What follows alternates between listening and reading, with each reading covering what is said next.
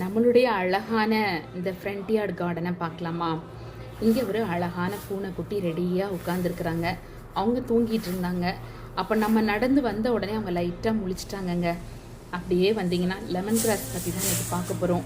வெயில் அதிகமாக இங்கே இருந்ததுனால என்ன ஆச்சுன்னா, ரொம்ப அழகாக நல்ல வாசனையாக இருந்த அந்த லெமன் கிராஸ் எல்லாமே வாடி போக ஆரம்பிச்சிருச்சு.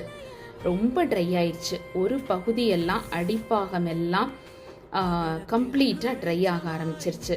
ஆனால் எனக்கு ரொம்ப வருத்தம். ஏன்னா நிறைய நேரத்தில் மருந்து வகைகளுக்கு இது எனக்கு ரொம்ப ரொம்ப யூஸ்ஃபுல்லாக இருந்தது. நான் நினச்சேன் இதெல்லாம் திரும்ப வருமா வராதா அப்படின்னு ஒரு சந்தேகமாகவே இருந்தது. ஆனால் பார்த்திங்கன்னா நாங்கள் வெட்டுறதுக்கு பிளான் பண்ணோம்.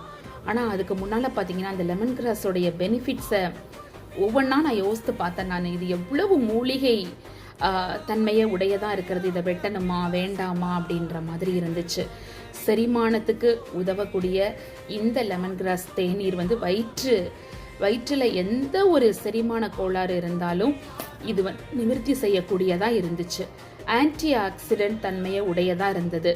இதில் வந்து பார்த்திங்கன்னா மன அமைதிக்கு உதவுமா இந்த லெமன் கிராஸ் வந்து இந்த தண்ணீரை குடிக்கிறதுனால இது வந்து மன அமைதிக்கு கூட உதவுது அப்படின்னு ஒரு சிலர் சொல்லுவாங்க.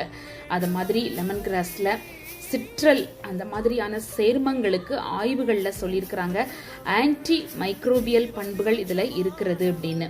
மூலிகை தேநீராக நம்ம இதை பயன்படுத்தலாம். குளிர்ச்சியாக குடிக்கலாம். உங்களுக்கு சூடாக வேணும்னா நீங்கள் சூடாகவும் எடுத்துக்கலாம். தோட்டத்துக்கு பயனுள்ள ஒரு செடி அப்படின்னு தான் சொல்லுவேன். வேகமாக வளருங்க. வீட்டு தோட்டத்துலையும் எளிதாக நம்ம இதை வளர்க்க முடியும். லெமன் கிராஸ் ஒரு ஆரோக்கியமான உணவுப் பொருள் அப்படின்னே நான் சொல்லுவேன்.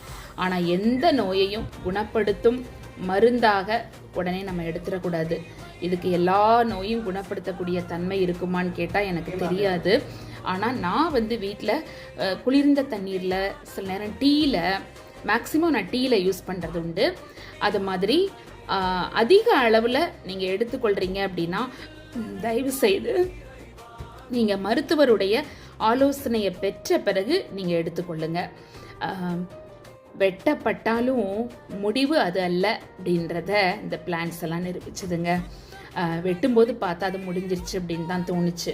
ஆனால் சில நாட்கள் கழித்து பார்த்தேன். அதில் இருக்கிற வேரோடு இருக்கிற ஒரு இதை எடுத்து ஒரு கப்பில் போட்டு அந்த வேரில் கொஞ்சம் தண்ணி ஊற்றி, இது ஒரு 10 days ஆன பிளான்ட் தான் நான் போட்டிருக்கிறேன் பாருங்கள்.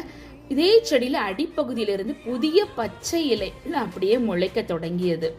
அடிப்பகுதி வேரானது ஸ்ட்ராங்காக ஆரம்பிச்சது. மேலிருந்து பச்சை இலைகள் முளைக்கிறத நீங்கள் பார்த்தீங்க.